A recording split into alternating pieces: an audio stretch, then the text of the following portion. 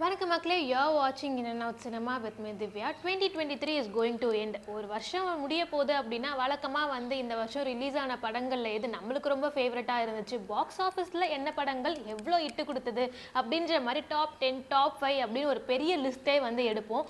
அந்த வகையில் இந்த வருஷம் 2023ல் தமிழ் சினிமாவை பொறுத்த வரைக்கும் டெபியூட் டைரக்டர்ஸோட ரோல் அப்படின்றது ஒரு மிகப்பெரிய இம்பேக்ட் கொடுத்தது அப்படின்னு தான் சொல்லணும். சொல்லப்போனால் பார்த்தீங்கன்னா டெபியூட் டைரக்டர்ஸ் தான் அடுத்ததாக தமிழ் சினிமாவை ஒரு நெக்ஸ்ட் லெவலுக்கு கொண்டு போக போறாங்க அப்படின்ற ஒரு நம்பிக்கையே கொடுத்தாங்க அப்படின்ற மாதிரியே சொல்லலாம். அந்த வகையில் 2023ல டாப் 5ல இருக்கக்கூடிய டெபியூட் டைரக்டர்ஸோட மூவி என்ன அப்படின்றத தான் இந்த வீடியோல பார்க்க போறோம்.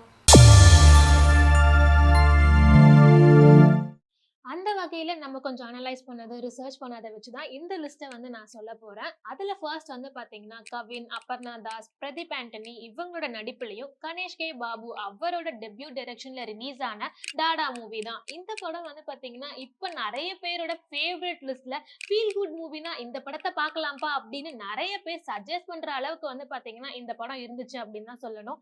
எல்லாருக்குமே பார்த்தீங்கன்னா இந்த படத்தை பார்த்தாலே ஒரு நல்ல ஃபீல் கொடுக்குதுப்பா அப்படின்ற ஒரு வைப்ல தான் இருந்தாங்க. இந்த படம் நிறைய பேருக்கு பாக்குறவங்களுக்கு மட்டும் இல்லாம கவினோட கரியர்லயே ஒரு பிரேக் த்ரூ கொடுத்த படமா மாறி இருக்கு. அந்த படத்துக்கு அப்புறம் தான் பாத்தீங்கன்னா அவர் கவின்னா இந்த அளவுக்கு நடிப்பாராப்பா அப்படின்ற அளவுக்கு மக்கள் மனசுல இடம் பிடிச்சிருந்தாரு.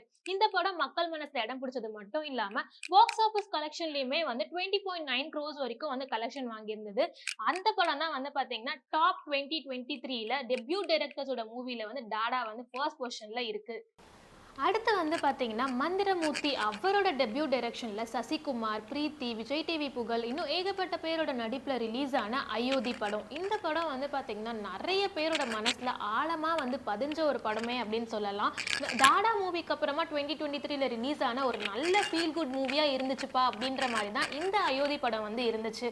அதுக்கப்புறம் பார்த்தீங்கன்னா இந்த லிஸ்ட்டில் இருக்கக்கூடிய படம் விநாயக் சந்திரசேகர் அவரோட டெபியூ டைரக்ஷனில் மணிகண்டன், மீதா, அதுக்கப்புறம் ரேச்சல் ரெபேக்கா, ரமேஷ் திலக் அப்படின்னு இன்னும் ஏகப்பட்ட பேரோட நடிப்புல ரிலீஸ் ஆகி ஒரு கொரட்டையை வச்சு இப்படி ஒரு கதை ஒரு டெபியூ டைரக்டர் கையில இருந்து தமிழ் சினிமால வருதாப்பா அப்படின்னு எல்லாருமே சர்ப்ரைஸ் ஆன மொமெண்ட் அப்படின்னு தான் சொல்லணும். இந்த படத்தோட கதை, சாங்ஸ் எல்லாமே பாத்தீங்கன்னா பயங்கரமா ஹிட் கொடுத்ததுன்னே சொல்லலாம். அதுலயும் அந்த மணிகண்டனோட அந்த மோகன் கேரக்டர் நிறைய பேர் ரிலேட் பண்ணி இந்த படத்தை எத்தனை தடவை வேணா பார்க்கலாம்ப்பா அப்படின்ற மாதிரி ஒரு ஃபீல் கொடுத்தது இந்த குட் நைட் மூவி.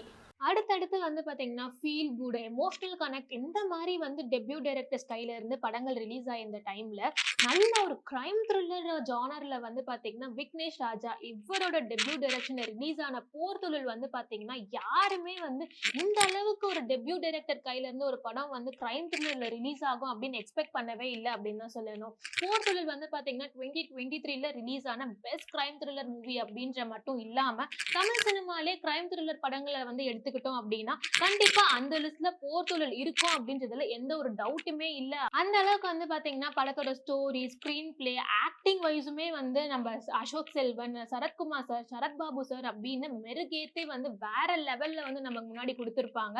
எல்லாருமே பெர்ஃபெக்ட்டா அவங்களோட ரோலை கொடுத்திருந்தாங்க அப்படின்ற ஒரு ஃபீல் தான் நமக்கு இருக்கும். மக்கள் மனசுல இந்த போர் தொழில் பாத்தீங்கன்னா வேற லெவல்ல ரீச் ஆனது மட்டும் இல்லாம பாக்ஸ் ஆபீஸ்லயுமே 50 கோடி ரூபாய் வரைக்கும் கலெக்ஷன் வாங்கியிருந்தது. அந்த அளவுக்கு பாத்தீங்கன்னா இந்த போர் தொழில் அப்படின்ற ஒரு படம் எப்பவுமே தமிழ் சினிமாவோட ஒரு பெஸ்ட் கிரைம் த்ரில்லர் மூவியா இருக்கும் அப்படின்ற அளவுக்கு இருந்துச்சு அப்படின்னு தான் சொல்லணும். அடுத்து பாத்தீங்கன்னா இப்ப ரீசெண்டா யஷ்வந்த் கிஷோர் அவரோட டெபியூ டைரக்ஷன்ல ரிலீஸ் ஆன கண்ணகி மூவி தான் இந்த லிஸ்ட்ல இருக்கு. இதுல பாத்தீங்கன்னா 4 பொண்ணுங்களோட கதையை 4 ஸ்டோரியா பொண்ணுங்க மட்டும் இல்லாம பசங்களுமே நிறைய சீன்ல கண் கலங்கி பயங்கரமா எமோஷனலா கனெக்ட் ஆகி படம் முடிஞ்சு வெளியே வந்ததுக்கு அப்புறம் கூட பாத்தீங்கன்னா இந்த படத்தோட அந்த வைப்லே இருந்தாங்க அப்படின்னு தான் சொல்லணும். யஷ்வந்த் கிஷோர் கிட்ட இருந்து பாத்தீங்கன்னா இந்த மாதிரி ஒரு உமன் சென்ட்ரிக் கதை ஒரு டெபியூ டைரக்டர் கிட்ட இருந்து வந்தது அப்படின்றது பல பேருக்கு ஒரு சர்ப்ரைஸ் எலிமெண்டா இருந்துச்சு அப்படின்னே சொல்லலாம். அது மட்டும் இல்லாம இந்த படத்துல நடிச்ச அம்மு அபிராமியா இருக்கட்டும், வித்யா பிரதீப், கீர்த்தி பாண்டியன், ஷாடன் சோயா இவங்க எல்லாருமே இந்த கேரக்டர்ல நடிச்சிருந்தாங்க அப்படின்னு சொல்றதை விட வாழ்ந்திருந்தாங்க அப்படின்னு தான் சொல்லணும். அந்த அளவுக்கு பாத்தீங்கன்னா ஒவ்வொரு கேரக்டர்லயுமே ஒரு பயங்கரமான இம்பாக்ட் இருந்துச்சு. அந்த அளவுக்கு ஒரு நல்ல படத்தை 2023ல பார்த்தோம்பா அப்படின்ற ஒரு ஃபீல கண்ணகி படம் கண்டிப்பா கொடுத்திருக்கும். ஆக மொத்தம் பாத்தீங்கன்னா இந்த டாப் 5 லிஸ்ட்ல நான் சொன்ன டாடா, போர் தொழில், அயோத்தி, குட் நைட் அப்புறம் கண்ணகி இந்த படங்கள் எல்லாமே ஒரு டெபியூ டைரக்டர் கிட்ட இருந்து வந்த படங்கள் அப்படின்னா நிறைய பேருக்கு சர்ப்ரைசிங்கா இருக்கும் அப்படின்னு தான் சொல்லணும். இனிமேல் வந்து சினிமால டைரக்டர் ஆகணும் அப்படின்னு வரக்கூடிய பல பேருக்கு இவங்க எல்லாருமே ஒரு பயங்கரமான இன்ஸ்பிரேஷன் அப்படின்னே சொல்லலாம்.